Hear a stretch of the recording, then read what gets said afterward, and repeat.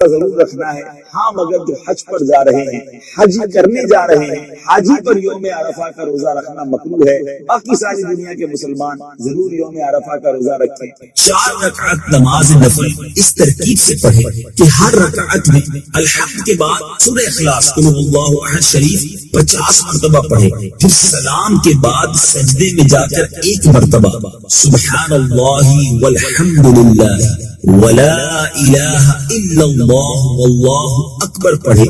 پھر سجدے سے سر اٹھا کر جو دعا مانگے انشاءاللہ عز و جل مقبول ہوگی. سرکار دو عالم صلی اللہ علیہ وسلم کا فرمان ما من ایام العمل الصالح فیها احب الی اللہ من هذه الايام. کوئی دن نہیں ہے کہ جس کا نیک عمل کرنا اللہ کے ہاں ان 10 ایام سے بڑھ کر یعنی عام دنوں میں نیکی کی جائے وہ بھی اللہ کو بڑی پیاری ہے، لیکن عام دنوں کی نسبت ذوالحجہ یعنی عشرہ ذوالحجہ جو ہے، ذوالحجہ کے جو پہلے 10 دن ہیں اس کی نیکیاں اللہ کے ہاں بڑی محبوب ہیں. اور آگے ایک روایت میں ہے والعمل فیہن یضاعف 700 ضعف. ان دنوں میں نیکی کا ثواب 700 گنا بڑھا دیا جاتا ہے. 10 دنوں میں نیکیاں کیجیے کہ 9 دن روزے رکھ سکتے. 10 ذوالحجہ کو عید والے دن روزہ نہیں رکھ سکتے کہ بلکہ 10 11 12 13 4 دن پھر عید الفطر 5 دن پورے سال میں روزہ رکھنا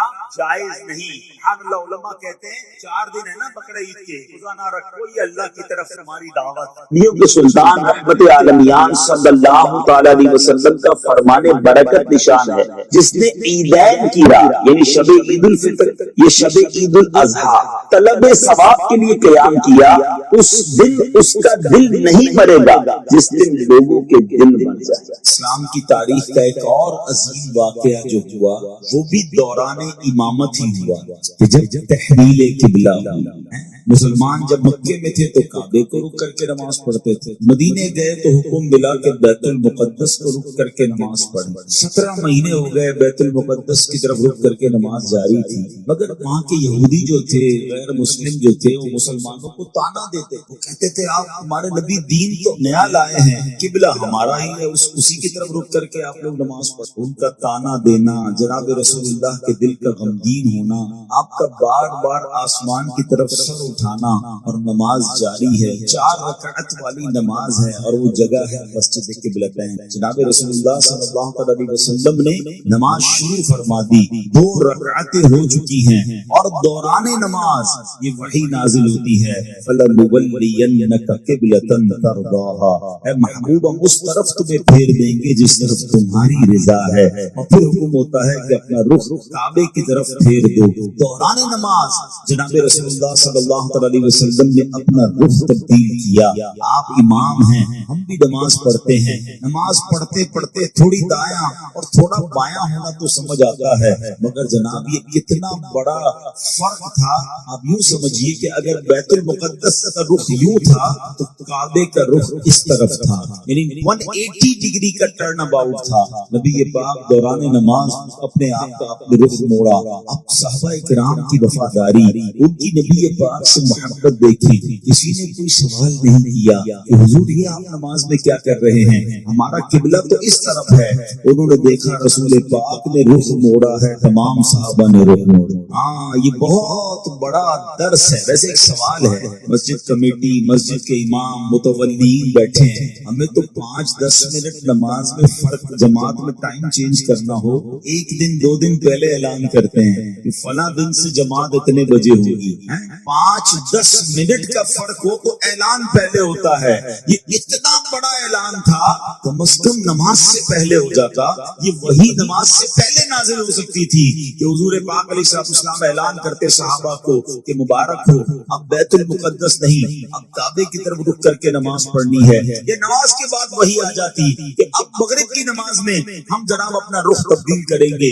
یہ دوران نماز وہی کیوں نازل ہوئی؟ اللہ اکبر. علماء اس کی بھی حکمت بیان کرتے ہیں کہ سارے زمانے کو بتانا تھا وفاداری کسے کہتے ہیں، تابع داری کسے کہتے ہیں، لبیک कहना किसे कहते हैं। सहाबा का ये अमल बता रहा है कि दौरान नमाज वही नाजिल होती है, नबी पाक अपना रुख बदलते हैं, सहाबा भी अपना रुख बदलते हैं। वो लब्बैक कहने वाले थे, वो सवाल करने वाले नहीं, वो लॉजिक ढूंढने वाले नहीं। उन्हें मालूम था अरे बैतुल मुकद्दस की तरफ भी रुख करके इन्होंने ही तो फरमाया था, अब इन्होंने रुख बदल लिया तो हम भी रुख बदल लेंगे। सुभान अल्लाह। और अल्लाह तबारक व तआला की बारगाह में जनाब रसूलुल्लाह का मकाम कैसा कि आपकी रिजा के लिए, आपकी दिलजोई के लिए मुसलमानों का किबला बदल दिया गया। कुरान मजीद फुरकान हमीद में अल्लाह तबारक व तआला इरशाद फरमाता है वअतिमुल हज्ज वल उम्रता लिल्लाह, हज और उम्रे को अल्लाह अज़्ज़ा व जल के लिए पूरा करो। गोया ये कुरानी हुक्म है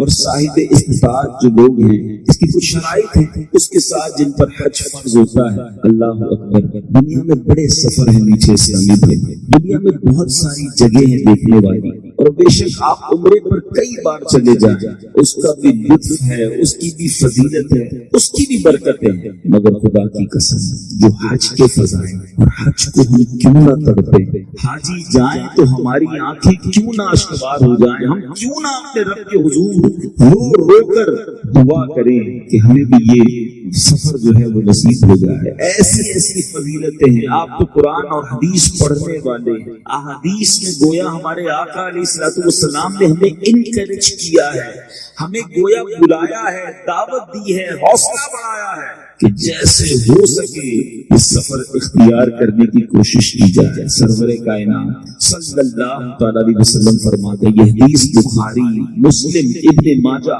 बड़ी बड़ी किताबों में मौजूद है। प्यारे आका अलैहिस्सलातु वस्सलाम फरमाते जिसने हज किया और रफस यानी फहश कलाम न किया और फिस्क न किया तो गुनाहों से ऐसा पाक होकर लौटा जैसे उस दिन के माँ के पेट से पैदा हुआ। आप सोचिए तो सही, यानी गुनाह मुआफ करने का वादा। यहाँ जो मुझे हाजी सुन रहे हैं, ये वो सुन रहे हैं जो हज की तैयारियों में मसरूफ है। ये कंडीशन याद रखिएगा, हज पर जाना है तो रफस नहीं करना, फहश बातें नहीं करनी, गुनाह नहीं करना। There are 2 conditions. अगर तुमने 2 बातों पर यकीन कर लिया, इत्मीनान कर लिया, रोक लिया अपने आप को, फिर गुनाह मुआफ करने का वादा। और ये बड़ी अहम बात है। जो लोग जा रहे हैं मैं उनसे ये अर्ज कर दूं कि जिसकी यहाँ बुरी बातें करने की आदत है, यहाँ गुनाह करने की आदत है, तो ऐसा नहीं कि वो फ्लाइट में बैठेगा तो सारी आदतें यही छोड़ दे। आदतें भी साथ जाती हैं, लोग उधर भी गुनाह करते हैं। अल्लाह मुझे और आपको गुनाहों से पाक हज नसीब फरमाए और ऐसा हज अता करे कि जो हाजियों से वादा है। अल्लाह अकबर। नबी पाक अलैहिस्सलातु वस्सलाम फरमाते हैं हाजी अपने घर वालों में से 400 की शफाअत करेगा और गुनाहों से ऐसा निकल जाएगा जैसे उस दिन की माँ के पेट से पैदा हुआ हो। यानी उसकी शफाअत 400 घर वालों के हक में भी कबूल होगी। एक और हदीस सुनिए, प्यारे आका अलैहिस्सलातु वस्सलाम ने फरमाया कि दाऊद अलैहिस्सलातु वस्सलाम ने अल्लाह की बारगाह में अर्ज की, ऐ अल्लाह जब तेरे बंदे तेरे घर की जियारत को आए तो उन्हें क्या अता फरमाएगा। सुभान अल्लाह। सुनो रब का जवाब। अल्लाह इरशाद फरमाता है हर ज़ायर का उस पर हक है जिसकी जियारत को जाए, उनका मुझ पर ये हक है कि दुनिया में उन्हें आफियत दूंगा और जब मुझसे मिलेंगे तो उनकी मग़फ़िरत फरमा दो। अल्लाह की गोया जियारत को जा रहे हैं, रब की बारगाह में हाजिरी को जा रहे हैं। हाजियों को दुयूफुर रहमान कहा गया, हाजियों को अल्लाह का मेहमान कहा गया। खुश नसीब होते हैं जो ये सफर पाते हैं। अगर ये सफर नहीं मिल रहा, तड़प का इजहार दुआओं में, इल्तिजाओं में हमें जरूर इस सफर की इल्तिजा करनी चाहिए। और ये नसीब वालों को सफर मिलता है। कितना प्यारा सफर है। सफर को जाए मग़फ़िरत का वादा, ना पहुंच सके, सफर में इंतकाल हो जाए, फिर भी घबराना नहीं है। अल्लाह के हबीब अलैहिस्सलातु वस्सलाम फरमाते हैं जो हज के लिए निकला और मर गया, कयामत तक उसके लिए हज का सवाब लिखा जाएगा। और जो उम्रे के लिए निकला और मर गया, उसके लिए कयामत तक उम्रे का सवाब लिखा जाएगा। और जो जिहाद में गया और मर गया, उसके लिए कयामत तक गाजी का सवाब लिखा जाएगा। अल्लाह अकबर। क्या बात है हज के सफर की। मगर यहाँ एक और हदीस सुनाना बहुत जरूरी है कि बहुत سارے ایسے بھی ناظرین ہوں گے جن پر حج فرض ہو چکا ہوگا. یہاں بھی کاروباری شخصیات بیٹھی ہیں. لوگ بعض اوقات ڈیلے کرتے ہیں کہ ابھی نہیں, بعد میں چلا جاؤں گا, پہلے بچی کی شادی ہو جائے, پہلے کاروبار سیٹ ہو جائے. ایک بات یاد رکھیے, حدیث پاک کا مضمون ہے کہ جس پر حج فرض ہو گیا استطاعت کے باوجود وہ حج نہ کرے, آقا نے فرمایا مجھے کوئی غرض نہیں وہ یہودی ہو کر مرے یا نصرانی ہو کر مرے. یعنی ایسے لوگوں کا ایمان خطرے میں ہے جو حج استطاعت کے باوجود ڈیلے کرتے ہیں. اگر ایسے لوگ مجھے سن رہے ہیں یا مدنی چینل کے ناظرین ہیں, اگر اللہ نے طاقت دی ہے, حج اگر آپ پر فرض ہے تو اب تاخیر نہ کریں, جلدی اللہ کے گھر پہنچ جائیں. آپ بچی کی شادی یا کاروبار کے سیٹ ہونے کا انتظار کر رہے ہیں, ارے اس کے گھر جا رہے ہیں جہاں سب کے بگڑے کام بنتے ہیں. ادھر جائیں گے تو ساری مشکلیں ویسے ہی حل ہو جانی ہیں, تو وہاں جانے میں تاخیر نہیں کرنی چاہیے. حاجی ایک بہت خوبصورت وظیفہ پڑھتا ہے, اور خدا کی قسم ہم جتنی بار ادھر پڑھ لیں وہ کیفیت بن ہی نہیں سکتی. جب احرام پہن کر احرام کی نیت کر کے جب لبیک کہا جاتا ہے, جب لبیک پڑھی جاتی ہے, اس کا جو لطف ہے سبحان اللہ, گویا بارگاہ الہی میں حاضری لگائی جاتی ہے. اے حج پر جانے والوں تمہیں مبارک ہو. تلبیہ کی فضیلت کیا ہے؟ اللہ کے حبیب علیہ السلام نے فرمایا, ترمذی شریف کی حدیث ہے, جو شخص تلبیہ پڑھتا ہے اس کے دائیں بائیں اور دونوں طرف زمین کی انتہا تک موجود درخت اور پتھر اور مٹی اس کے ساتھ تلبیہ پڑھتے ہیں. یعنی حاجی جب تلبیہ پڑھتا ہے تو اس کے ساتھ کی تمام چیزیں بھی تلبیہ پڑھتی ہیں. اور فضیلت سنو, اللہ کے حبیب علیہ السلام فرماتے ہیں جو شخص بلند آواز کے ساتھ تلبیہ پڑھتا ہے, اللہ مجھے اور آپ کو احرام پہن کر یہ حاضری لگانے کا وظیفہ پڑھنے کی توفیق عطا فرمائے.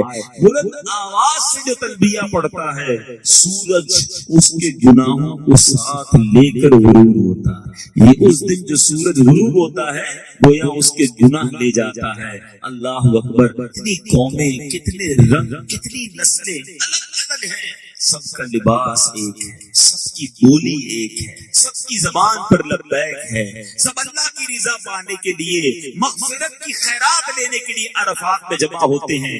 احادیث میں یہ مضمون ملتا ہے, اللہ تعالیٰ جتنی رحمت, جتنی نگاہ عنایت, جتنی برکتیں عرفات کے دن نازل فرماتا ہے اور کسی دن نہیں. اور وہ میدان عرفات میں جو لوگ موجود ہوتے ہیں ان پر وہ برکتیں نازل ہوتی ہیں. اللہ فرشتوں کے سامنے فخر فرماتا ہے, مباحات فرماتا ہے, فرشتوں سے فرماتا ہے دیکھو میرے بندے دور دور سے آئے ہیں, پرا گندا بال ہیں, بکھرے بال ہیں, میلے کچیلے ہیں, اور اللہ تبارک و تعالیٰ اس دن سب کی مغفرت فرما دیتا ہے. اے میرے نیچے اسلامی بھائیوں, کیوں نہ ہم یوم عرفہ احرام کی حالت میں اس میدان میں جمع ہونے کی تڑپ رکھیں, کیوں نہ وہاں جانے کی التجا رکھیں. سیاستہ کی احادیث گویا بھری پڑی ہیں کہ جس میں عرفات میں حاضر ہونے والوں کو کس طرح مغفرت کی نوید سنائی گئی ہے.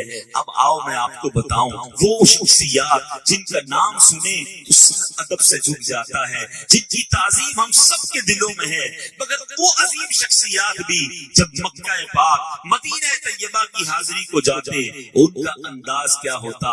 میں ایک سوال ساتھ ساتھ کرنا چاہوں گا یہاں موجود اسلامی بھائیوں سے, وہ تمام طلباء, اسلامی بھائی اور اسلامی بہنیں جو مجھے سن رہے ہیں, اور وہ تمام مدنی چینل کے ناظرین جو اس وقت اس سلسلے میں شامل ہیں. ایک سوال ضرور ہے کہ جب یہ حج کے دن آتے ہیں, جب مدینے کو قافلے جاتے ہیں, کیا ہمارے دل میں کوئی بے قراری, کوئی بے چینی, کوئی آنکھوں میں آنسو ہیں کہ نہیں؟ اگر یہ کیفیت نہیں ہے تو ہمیں اپنے دل کا علاج کرانا ہوگا کہ وہ عاشق کیسا, وہ غلام کیسا جو اپنے آقا کی بارگاہ میں حاضری کو نہ تڑپتا ہو. ارے دنیا میں ایک ایسا موقع آ رہا ہے کہ جہاں مغفرت کے پروانے تقسیم کیے جائیں گے, جہاں وعدہ کیا گیا ہے پہنچنے والوں سے کہ جو پہنچ گیا اس کو بخش دیا جائے گا.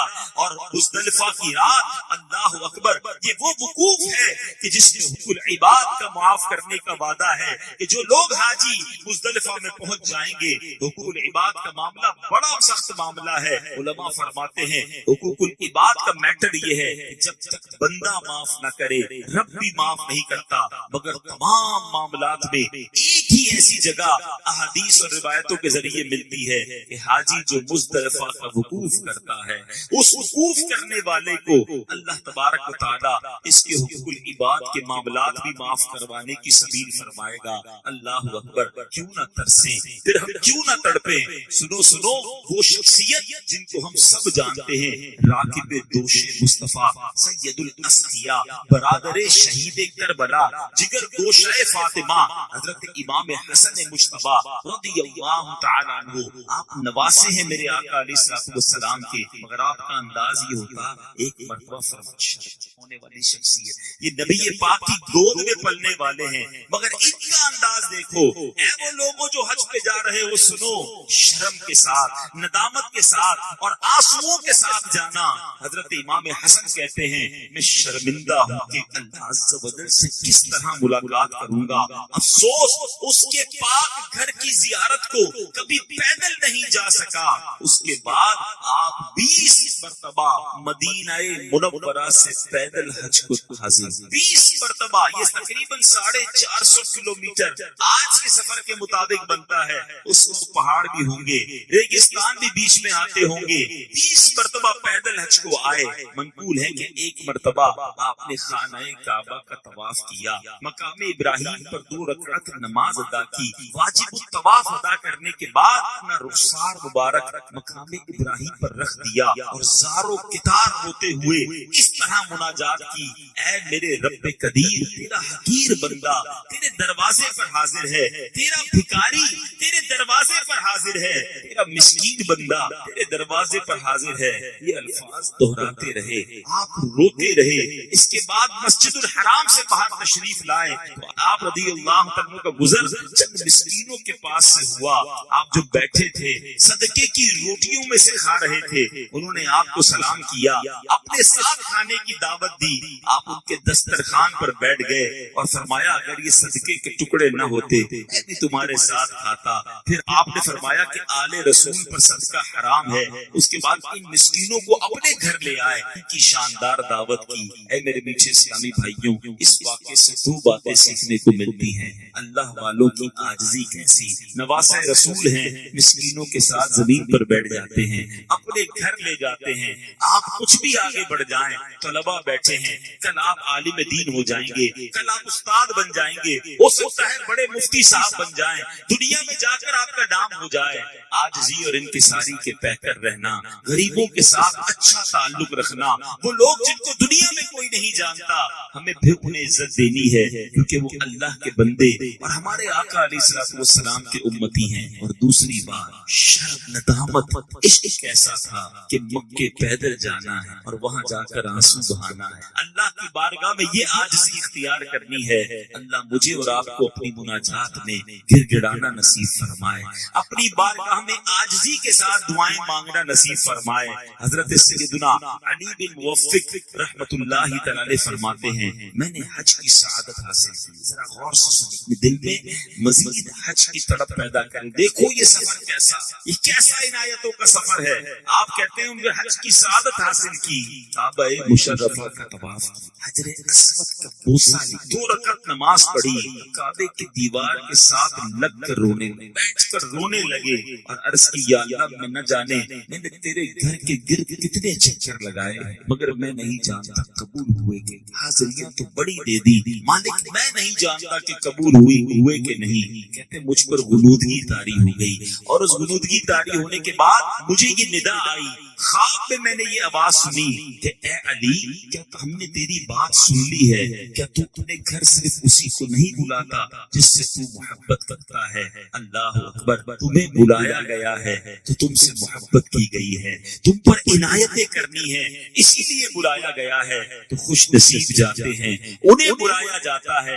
ہم رب قدیر سے دعا کرتے ہیں، آج ہزاروں طلباء ہمیں سن رہے ہیں، طلباء علم دین کی دعائیں قبول ہوتی ہیں، اللہ ہم سب کو بھی یہ مبارک سفر نصیب فرمائے، با ذوق سفر نصیب فرمائے، حج مبرور کی سعادت عطا فرمائے۔ اللہ اکبر۔ اسی طرح ایک اور بزرگ کے بارے میں آتا ہے، انہوں نے 32 حج کیے اور اس کے بعد دعا کرتے ہیں کہ یا اللہ ایک حج تو میرا اپنے لیے ہے، باقی میں نے 30 حج ان کے لیے تحفہ کر دیا کہ جو عرفات کے میدان میں تو آئے مگر ان کا حج قبول نہ ہوا ہو، اے اللہ یہ حج ان کو میں ایصال کرتا ہوں۔ اللہ اکبر۔ غیب سے ندا آئی، اے ابن منقدر، حضرت ابن منقدر کا واقعہ ہے کہ اے ابن منقدر، کیا تو اس پر کرم کرتا ہے جس نے کرم کو پیدا کیا ہے؟ کیا تو اس پر سخاوت کرتا ہے جس نے سخاوت کو پیدا کیا ہے؟ تیرا رب عز و جل تجھ سے فرماتا ہے، مجھے اپنی عزت و جلال کی قسم، میں نے وقوف عرفات کرنے والوں کو عرفات آنے سے پہلے، عرفات پیدا کرنے سے پہلے 2000 سال پہلے ہی بخش دیا۔ ابھی تو عرفات بنا بھی نہیں تھا، اللہ نے وقوف عرفات میں آنے والوں کو پہلے ہی بخش دیا ہے۔ اللہ اکبر۔ خوش نصیب جاتے ہیں، اللہ مجھے بھی آپ کو بھی یہ سفر بار بار نصیب فرمائے۔ میٹھے میٹھے اسلامی بھائیوں، مدنی چینل کے ناظرین، ایک بڑے عظیم بزرگ اور ماشاءاللہ طلبہ تو ان کا نام بہت اچھی طرح جانتے ہوں گے، حضرت علامہ یوسف بن اسماعیل نبہانی رحمت اللہ تعالی علیہ۔ ان کی بہت ساری کتابیں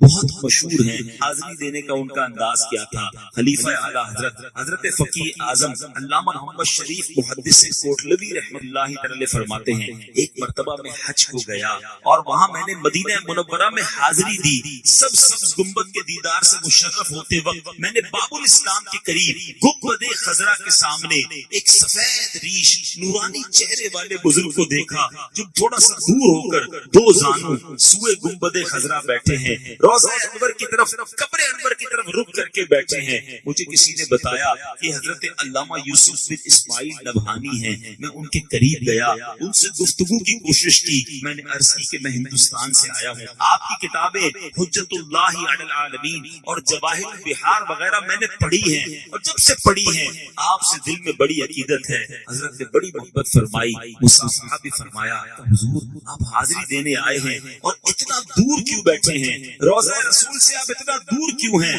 اللہ اکبر۔ کیا جواب دیا اتنی بڑی عظیم ہستی نے؟ فرماتے میں اس لائق نہیں کہ قریب جا سکتا، میں آقا کا غلام، میں دور ہی ٹھیک ہوں۔ اے میرے پیچھے اسلامی بھائیوں، اس قدر عظیم شخصیات ہیں مگر روضہ رسول پہ حاضری کا انداز کیسا ہے؟ اگر عشق رسول سیکھنا ہے، عشق رسول کی شمع اپنے دل میں روشن کرنی ہے تو آؤ بریلی کے تاجدار سے سیکھو، جو آج بھی انسٹیٹیوٹ کا درجہ رکھتے ہیں، جو امام عشق و محبت ہیں، جو آج بھی عشق رسول کرنا، پیارے آقا پر اپنا سب کچھ فدا کرنا سکھاتے ہیں۔ اعلیٰ حضرت کے کلام پڑھیں تو آج بھی سمجھ آتی ہے حاضری دینی کیسی ہے، حاضری کے لیے جانا کیسے ہے، جا کر التجا کیسے کرنی ہے۔ اعلیٰ حضرت تو کہتے ہیں دیکھو روضہ رسول پر جانا تو سب کچھ فدا کر دینا، کہ مجھے اور آپ کو یہ رنگ بھی چاہیے، مجھے اور آپ کو یہ دیوانگی بھی بہت ضروری ہے۔ اعلیٰ حضرت فرماتے دماغ کے بڑے چرچے ہیں رضا تیرے دماغ کے، مگر اصل عقل کا کام تو یہ تھا کسی مدینے کے کتے کے پیروں کو چوم، کسی سگے طیبہ کے پیروں کا بوسہ دیتا۔ رضا کسی سگے طیبہ کے پاؤں بھی چومے، رضا کسی سگے طیبہ کے پاؤں بھی چومے، تم اور آہ کے اتنا دماغ لے کے چلے۔ اللہ اکبر۔ اعلیٰ حضرت نے روضہ رسول پر حاضری دی، کیا منظر ہوگا؟ عاشق ماہ رسالت اپنے محبوب کے روضے پر حاضر، اب دل میں یہ ٹھانی تھی آقا کا دیدار کر، ساری رات درود پاک پڑھتے رہے، ساری رات پیارے آقا کی بارگاہ میں اشک بہاتے رہے، تمنا یہ تھی کہ دیدار ہو، عاشق کو تڑپایا گیا، ساری رات گزر گئی، دیدار نہ ہوا، کیسا اپنے اس عاشق پر کرم کیسا ہوا کہ نبی پاک علیہ الصلوۃ والسلام نے جاگتی آنکھوں سے اپنا دیدار عطا۔ پیر مہر علی شاہ صاحب کو کون نہیں جانا، یہ وہ بزرگ ہیں جن کا مقام اور مرتبہ ہے मगर ये मकाम और मर्तबे वाले, ये बड़ी बड़ी दस्तार वाले, जिनके खुद लाखों मुरीदीन हैं, ये जब अपने आका और मौला के रोजे की तरफ नजर करते, जब ये मदीने की बात करते तो इनका रंग ही कुछ और हो जाता, इनका अंदाज ही कुछ और हो जाता। फिर मेरे शाह साहब को भी सफर मदीना में दीदार नसीब, प्यारे आका अलैहिस्सलाम का जलवा नसीब हुआ। वाकया तवील है, आपने नबी पाक के कदमों को गोया पकड़ कर प्यारे आका से इल्तिजाएं की। पीर मेरे शाह साहब लिखते हैं, अज सिख मित्रा दी वधेरी, क्यों दिलड़ी उदास घनेरी है, लू लू विच चौक चंगेरी है, अज नैना लाइयां क्यों झड़ियां। अरे नबी पाक की याद में वो आंसू ही बहाया करते, क्योंकि बार बार वो जलवा नजर आता।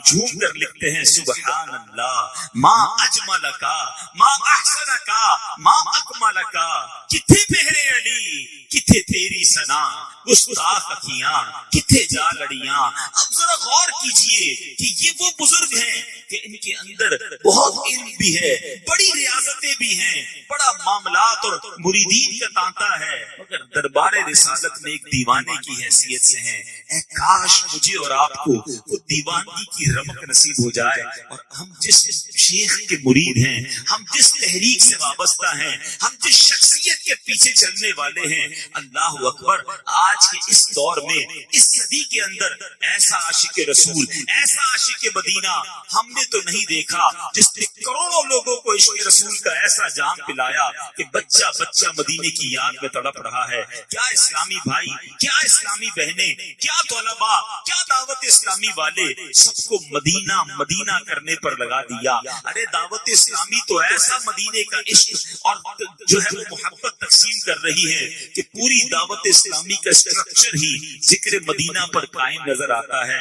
एक बार किसी ने मदीने की खजूरें आपको अता फरमाई, आपने अपने दर्जे में दौरे हदीस का दर्जा था, आपने अपने तलबा को तकसीम फरमाई, और अपनी दाढ़ में एक खजूर, एक खुरमा दबाकर कहते हैं कि अब मुंह में खजूरे मदीना रख ली है, जब तक घुलकर अंदर जाती रहेगी ईमान ताजा होता रहेगा। हमारे असलाफ का आलम ये था। खुद मुहद्दिस आज़म पाकिस्तान फरमाते हैं कि जब मदीने से वापसी का वक्त था, कुछ बाल और नाखून मैंने वहां दफन कर दिए हैं, और बारगाह रिसालत में ये अर्ज की है, या रसूल अल्लाह, मदीने पाक में मरना तो मेरे इख्तियार में नहीं था, अपने जिस्म की कुछ अज्जा वहीं दफन करके आया हूँ। हम गरीबों के लिए यही गनीमत है। आला हज़रत कहते हैं, ए काश ये कैफियत बन जाए कि सब कुछ मदीने पहुंच जाए, जानो दिल होशो खिरत सब तो मदीने पहुंचे, तुम नहीं चलते रजा सारा तो सामान गया।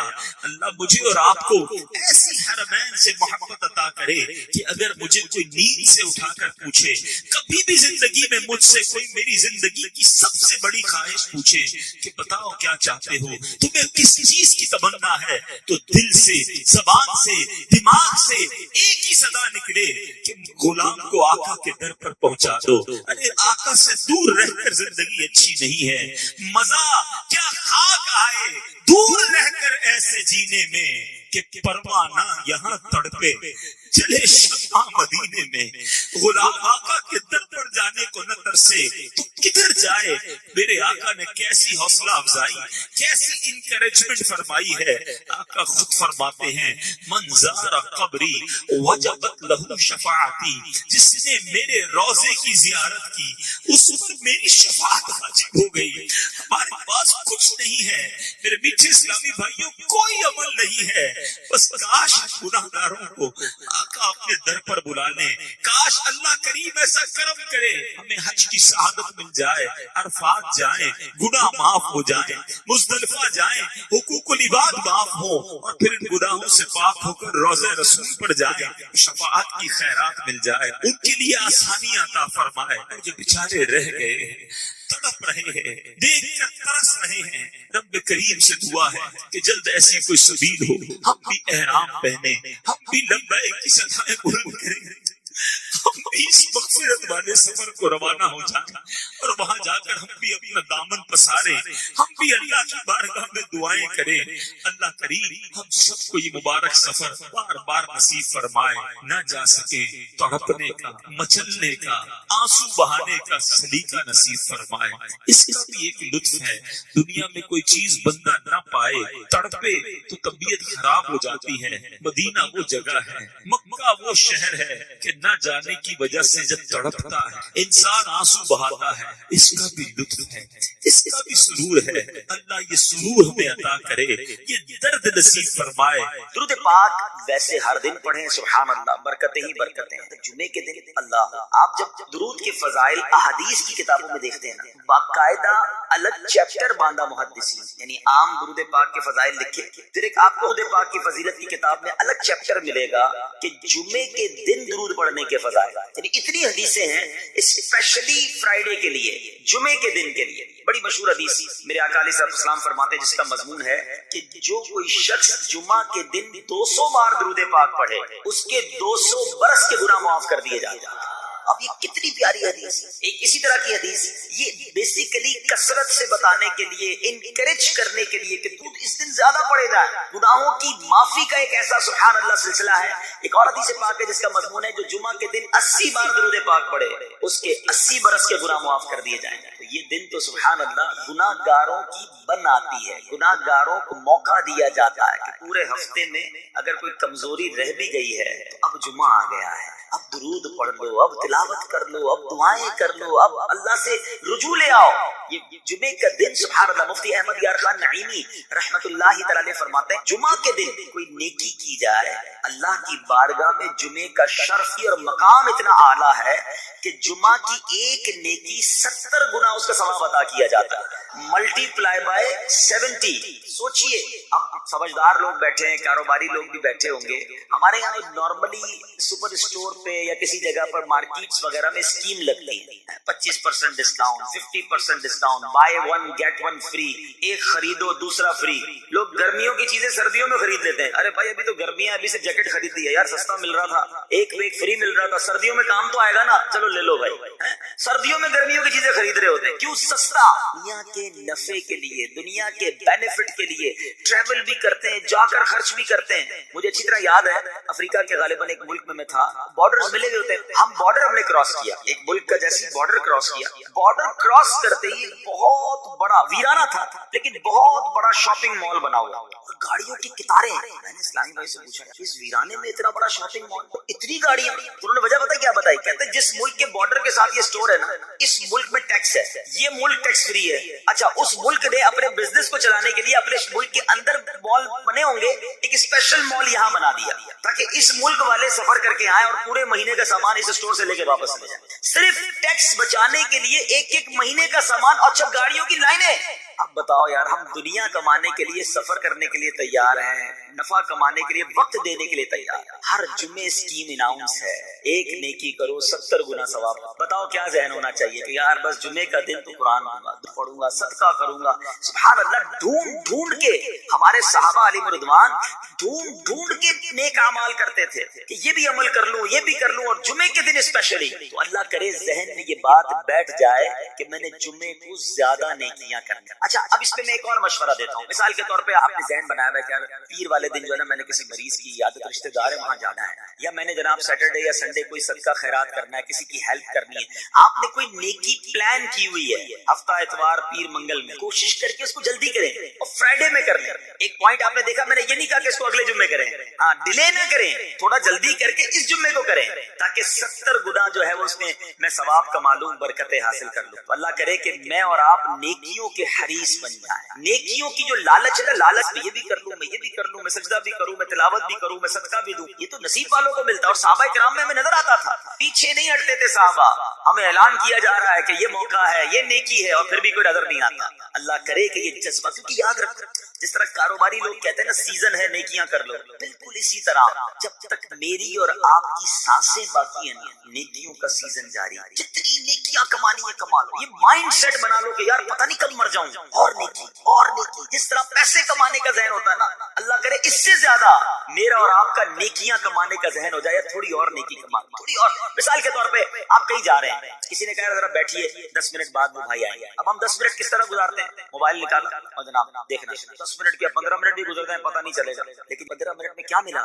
شاید گناہ ہی ملے ہوں گے, کیونکہ ہمارے موبائل میں تو بہت ساری چیزیں ایسی ہیں یا تو حرام دکھا دیتی ہیں یا حرام سنا دیتی ہیں. لیکن اگر نیکیوں کا ذہن ہو تو بندہ سوچے یار 10 منٹ میں سورہ یاسین پڑھ سکتا ہوں, 10 قرآن کا ثواب ہے. موبائل میں قرآن پاک ڈاؤن لوڈ ہو, قرآن شریف نکالا اور یاسین شریف پڑھ لی, ویٹنگ ایریا کے اندر 10 قرآن کا ثواب کما لیا. اگر یہ مائنڈ سیٹ ہو, بندہ کہ یار اتنی دیر میں تو 100 بار درود پاک پڑھ لوں گا. اور آقا علیہ السلام فرماتے ہیں جو 100 بار درود پاک پڑھے اس کی دونوں آنکھوں کے درمیان لکھ دیا جاتا ہے کہ یہ بندہ دوزخ کی آگ اور نفاق سے بری ہے.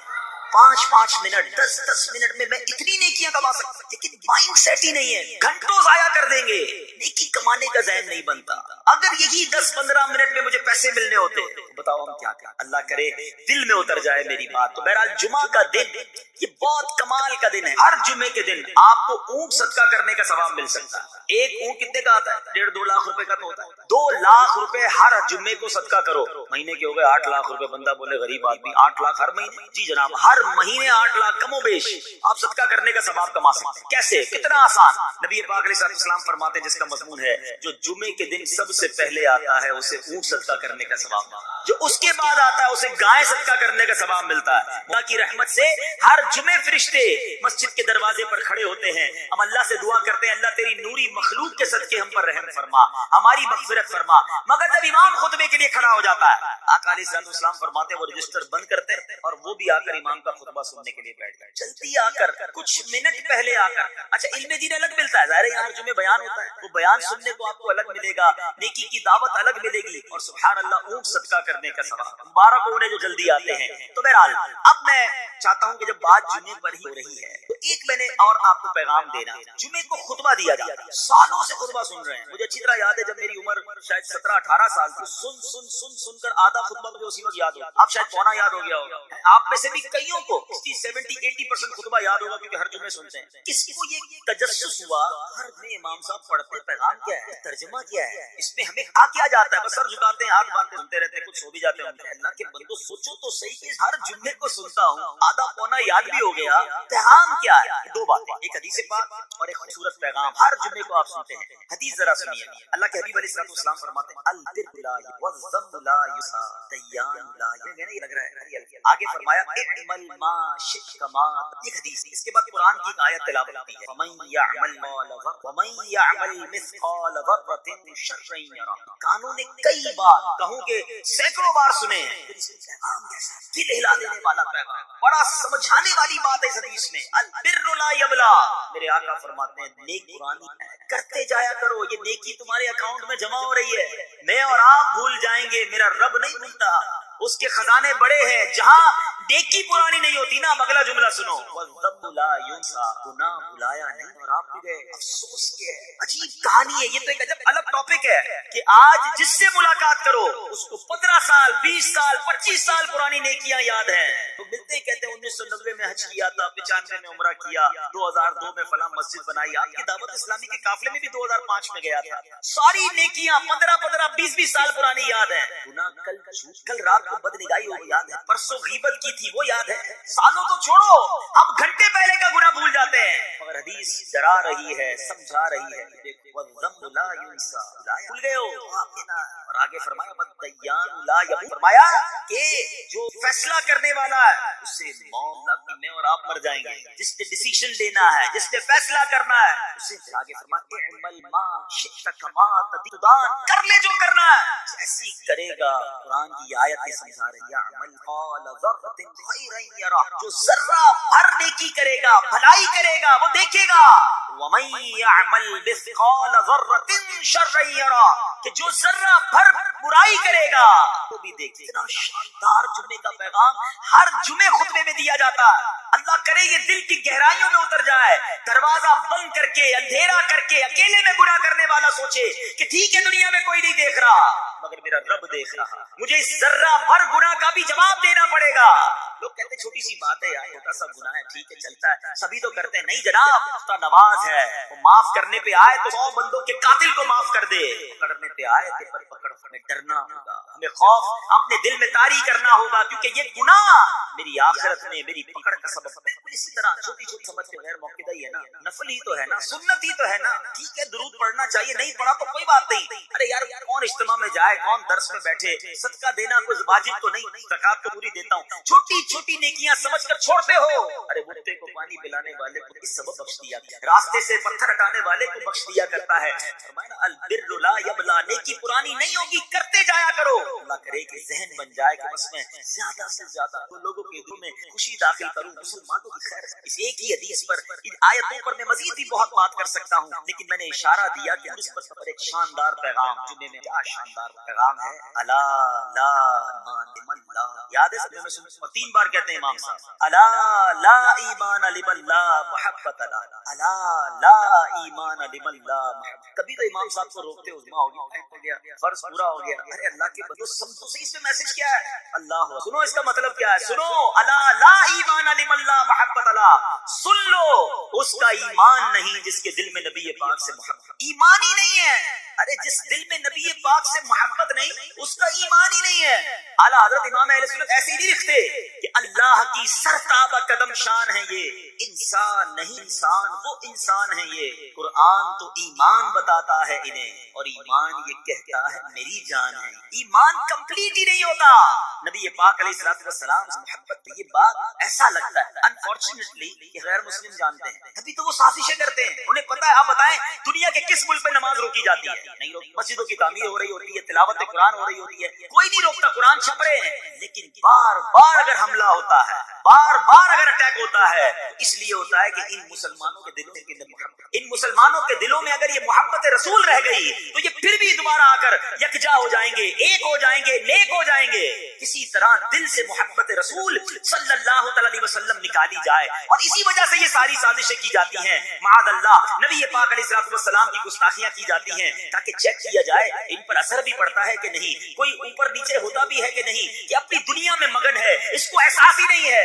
پیچھے اسلامی بھائیوں دنیا کا دستور ہے، جب کسی چیز کی ڈیفیشینسی ہو جائے نا تو اس کی ایفیشینسی بڑھائی جاتی ہے. مثال کے طور پہ کسی کے جناب جسم میں وٹامن ڈی کم ہو، ہم کیا کرتے ہیں؟ وٹامن ٹیبلٹس لے کر بڑھاتے ہیں. کیلشیم کی کمی ہو، ڈاکٹر کہتا ہے بھائی تھوڑی کیلشیم کی دوائی پیو، تمہارے اندر کیلشیم کی کمی ہو رہی ہے. جب کسی چیز کی کمی کی جائے تو اس کو بڑھانے کی کوشش کی جاتی ہے. اگر یہ دنیا کے چند لوگوں کا یہ پلان ہے کہ مسلمانوں کے دلوں سے عشق رسول نکالو، تو اب میرا اور آپ کا کام یہ ہے کہ انشاءاللہ عشق رسول کو اب اضافہ کریں گے، اب نبی پاک کی محبت میں اور اضافہ کریں گے، سرور کائنات علیہ الصلوۃ والسلام کی محبت میں زندگی گزاریں گے، خود بھی سچے عاشق رسول بنے، اپنی نسلوں کو عاشق رسول بنائیں. اللہ سلامت رکھے میرے پیر و مرشد کو. 30 سال پہلے، یہ آج کل کا شعر نہیں ہے، اب بچپن سے یہ نعت سن رہے ہیں، کم و بیش 25-30 سال پہلے میرے مرشد نے کیا پیاری التجا پیش کی، اپنی نسلوں کے لیے کیا ہمیں پیغام دیا. کہتے میری آنے والی نسلیں تیرے عشق ہی میں مچلیں، میری آنے والی نسلیں تیرے عشق ہی میں مچلیں، انہیں نیک تم بنانا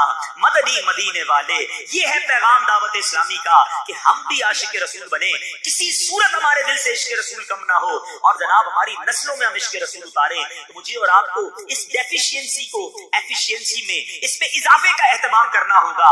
اب آئیے دیکھتے طریقے کیا ہیں، کیسے عشق رسول بڑھے گا، کیسے دلوں میں محبت رسول بڑھے گی. کیونکہ جمعے کا یہ اعلان ہر جمعے سنتے ہو، الا لا ایمان لمن لا محبت لا، وہ ایمان ہی کامل نہیں ہے، وہ ایمان ہی کمپلیٹ نہیں ہے جس دل میں عشق رسول نہیں ہے. عشق رسول بڑھے گا کیسے جناب؟ تو دنیا کا بڑا سمپل فارمولا کہ عشق بغیر اطاعت کی دنیا میں بھی آپ جس سے محبت کریں، ہو ہی نہیں سکتا کہ آپ جس سے محبت کریں اس کی بات نہ مانیں. ایسا کہ میں آپ سے محبت بڑی کرتا ہوں، مانوں گا ایک بھی نہیں آپ کی، نہیں جناب. اس سے محبت اللہ کہتا ہے آپ کے جان آپ وہ کریں، آپ کا فرمان سر آنکھوں پر. یہ دنیا کا دستور ہے. اگر آپ واقعی نبی پاک سے محبت یا سچے عاشق رسول بننا چاہتے ہیں، پھر فرمان رسول پر عمل کرنا ہوگا، نبی پاک کے طریقے پر عمل کرنا ہوگا، اطاعت رسول کرنی ہوگی، تبھی آپ سچے عاشق رسول کہلائیں گے.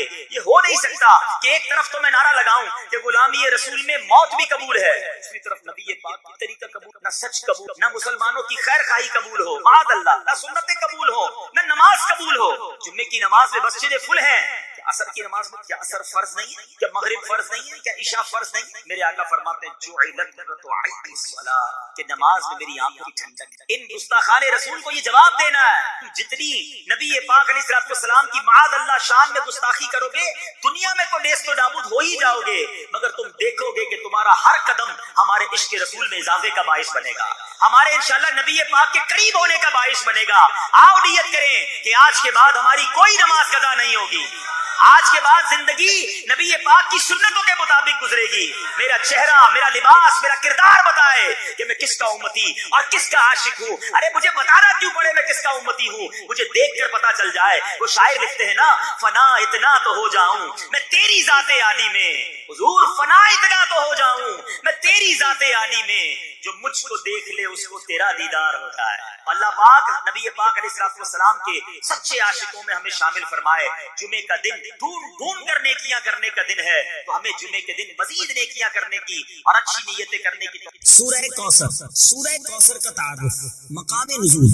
علامہ علی بن محمد خازن رحمۃ اللہ تعالی علیہ فرماتے ہیں سورہ کوثر جمہور مفسرین کے نزدیک مکیہ ہے اور بعض مفسرین کے نزدیک مدنیہ ہے۔ آیات، کلمات اور حروف کی تعداد، اس صورت میں ایک رکوع، 3 آیتیں، 10 کلمے اور 42 حروف ہیں۔ کوثر نام رکھنے کی وجہ، کوثر سے دنیا اور آخرت کی بے شمار خوبیاں مراد ہیں اور جنت کی ایک نہر کا نام بھی کوثر ہے۔ اس صورت کی پہلی آیت میں یہ لفظ موجود ہے، اس مناسبت سے اسے سورہ کوثر کہتے ہیں۔ سورہ کوثر کے مضامین، اس صورت کا مرکزی مضمون یہ ہے کہ اس میں اللہ تعالیٰ نے اپنے حبیب صلی اللہ تعالی علیہ وآلہ وسلم کی مدحت بیان فرمائی ہے اور اس میں یہ مضامین بیان ہوئے ہیں۔ نمبر 1، اس کی پہلی آیت میں اللہ تعالیٰ کے اس فضل و احسان کا بیان ہے جو اس نے اپنے حبیب صلی اللہ تعالی علیہ وسلم پر فرمایا۔ نمبر 2، دوسری آیت میں نبی کریم صلی اللہ تعالی علیہ وسلم سے فرمایا گیا کہ اللہ تعالیٰ کے فضل و احسان کے شکریے میں نماز پڑھتے رہیں اور قربانی کریں۔ نمبر 3، تیسری آیت میں فرمایا گیا کہ جو اللہ تعالیٰ کے حبیب صلی اللہ تعالی علیہ وآلہ وسلم کا دشمن ہے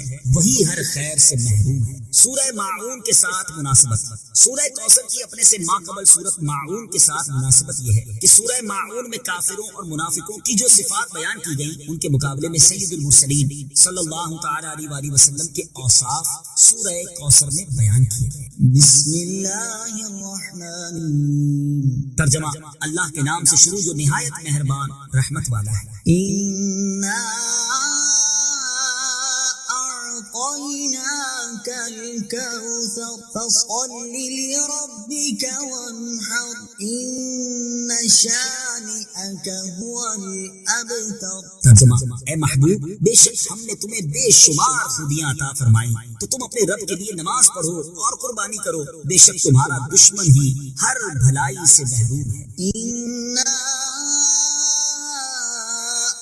أعطيناك الكوثر، اے محبوب، بے شک ہم نے تمہیں بے شمار خوبیاں عطا فرمائیں۔ تفسیر صراط الجنان میں ہے۔ کوثر کی تفسیر میں مفسرین کے مختلف اقوال ہیں، ان سب اقوال کا خلاصہ یہ ہے کہ اے محبوب، بے شک ہم نے تمہیں بے شمار خوبیاں عطا فرمائیں اور کثیر فضائل عنایت کر کے تمہیں تمام مخلوق پر افضل کیا، آپ کو حسن ظاہر بھی دیا، حسن باطن بھی عطا کیا، نسب عالی بھی، نبوت بھی، کتاب بھی، حکمت بھی، علم بھی، شفاعت بھی، حوض کوثر بھی، مقام محمود بھی، امت کی کثرت بھی، دین کے دشمنوں پر غلبہ بھی، فتوحات کی کثرت بھی اور بے شمار نعمتیں اور فضیلتیں عطا کی جن کی انتہا نہیں۔ آیت اِنَّا أعطيناك الكوثر سے حاصل ہونے والی معلوم، اس سے 5 باتیں ہیں۔ نمبر 1، اللہ تعالیٰ نے اپنے حبیب صلی اللہ تعالی علیہ وآلہ وسلم کو کوثر عطا کر دی ہے، کیونکہ یہاں یہ نہیں فرمایا گیا کہ ہم آپ کو کوثر عطا کریں گے، بلکہ یہ فرمایا کہ بے شک ہم نے آپ کو کوثر عطا کر دی۔ نمبر 2، اللہ تعالیٰ کی اپنے حبیب صلی اللہ تعالی علیہ وآلہ وسلم پر یہ عطا ان کے نبی اور رسول ہونے کی وجہ سے نہیں، بلکہ آپ علیہ الصلوۃ والسلام کی ذات کی وجہ سے ہے، جو شان محبوبیت کی صورت ہے، کیونکہ یہاں یہ فرمایا ہم نے آپ کو عطا فرمائی، یہ نہیں فرمایا کہ اعطینا الرسول یا اعطینا النبی۔ نمبر 3، تاجدار رسالت صلی اللہ تعالی علیہ وآلہ وسلم پر یہ عطا کسی عبادت اور ریاضت کی وجہ سے نہیں ہے، بلکہ ان پر یہ عطا اللہ تعالیٰ کے عظیم فضل اور احسان کی وجہ سے، کیونکہ یہاں عطا کا ذکر پہلے ہوا اور عبادت کا ذکر بعد میں ہوا۔ نمبر 4، اللہ تعالیٰ نے آپ کو کوثر کا مالک بنا دیا ہے تو آپ جسے چاہیں جو چاہیں عطا کر سکتے ہیں۔ نمبر 5، سید المرسلین صلی اللہ تعالی علیہ وآلہ وسلم کی مدحت خود رب تعالیٰ فرماتا ہے اعلیٰ حضرت امام احمد رضا خان علیہ رحمت الرحمان فرماتے ہیں انا اعطیناک الکوثر، ساری کثرت پاتے یہ ہیں، ٹھنڈا ٹھنڈا میٹھا میٹھا پیتے ہم ہیں، پلاتے یہ ہیں۔ اور ایک اور جگہ فرماتے ہیں نا، اے رضا خود صاحب قرآن ہے، مداح ہے حضور، تجھ سے کب ممکن ہے پھر مدحت رسول اللہ۔ فَصَلِّ لِرَبِّكَ وَانْحَرْ، تو تم اپنے رب کے لیے نماز پڑھو اور قربانی کرو۔ تفسیر صراط الجنان میں ہے، یعنی اے حبیب صلی اللہ تعالی علیہ وآلہ وسلم، اللہ تعالیٰ نے آپ کو دونوں جہاں کی بے شمار بھلائیاں عطا کی ہیں اور آپ کو وہ خاص رتبہ عطا کیا ہے جو آپ کے علاوہ کسی اور کو عطا نہیں کیا۔ تو آپ اپنے اس رب عز و جل کے لیے نماز پڑھتے رہیں جس نے آپ صلی اللہ تعالی علیہ وآلہ وسلم کو کوثر عطا کر کے عزت و شرافت دی، تاکہ بتوں کے پجاری ذلیل ہوں اور بتوں کے نام پر ذبح کرنے والوں کی مخالفت کرتے ہوئے اپنے رب عز و جل کے لیے اور اس کے نام پر قربانی کرے۔ اس آیت کی تفسیر میں ایک قول یہ بھی ہے کہ نماز سے نماز عید مراد ہے۔ ان شانئک هو الابتر، بے شک تمہارا دشمن ہی ہر بھلائی سے محروم ہے۔ تفسیر صراط الجنان میں ہے۔ شان نزول، جب سید المرسلین صلی اللہ تعالی علیہ وآلہ وسلم کے فرزند حضرت قاسم کا وصال ہوا تو کفار نے آپ کو ابتر یعنی نسل ختم ہو جانے والا کہا، اور یہ کہا کہ اب ان کی نسل نہیں رہی، ان کے بعد اب ان کا ذکر بھی نہ رہے گا اور یہ سب چرچا ختم ہو جائے گا۔ اس پر یہ سورہ کریمہ نازل ہوئی اور اللہ تعالیٰ نے ان کفار کا بالغ رد فرمایا اور اس آیت میں ارشاد فرمایا کہ اے حبیب صلی اللہ تعالی علیہ وآلہ وسلم، بے شک تمہارا دشمن ہی ہر بھلائی سے محروم ہے، نہ کہ آپ، کیونکہ آپ کا سلسلہ قیامت تک جاری رہے گا، آپ کی اولاد میں بھی کثرت ہوگی اور آپ کی پیروی کرنے والوں سے دنیا بھر جائے گی۔ آپ کا ذکر منبروں پر بلند ہوگا، قیامت تک پیدا ہونے والے عالم اور واعظ اللہ تعالیٰ کے ذکر کے ساتھ آپ کا ذکر کرتے رہیں گے، اور آخرت میں آپ کے لیے وہ کچھ ہے جس کا کوئی وصف بیان ہی نہیں کر سکتا۔ تو جس کی یہ شان ہے وہ ابتر کہاں ہو، بے نام و نشان اور ہر بھلائی سے محروم تو آپ کے دشمن ہیں۔ اعلیٰ حضرت امام احمد رضا خان رحمت اللہ تعالی علیہ اس سورت کی تفسیر بیان کرتے ہوئے فرماتے ہیں، عاص بن وائل شقی نے جو صاحبزادہ سید المرسلین صلی اللہ تعالی علیہ وآلہ وسلم کے انتقال پرملال پر حضور کو ابتر یعنی نسل بریدہ کہا، حق تعالی نے فرمایا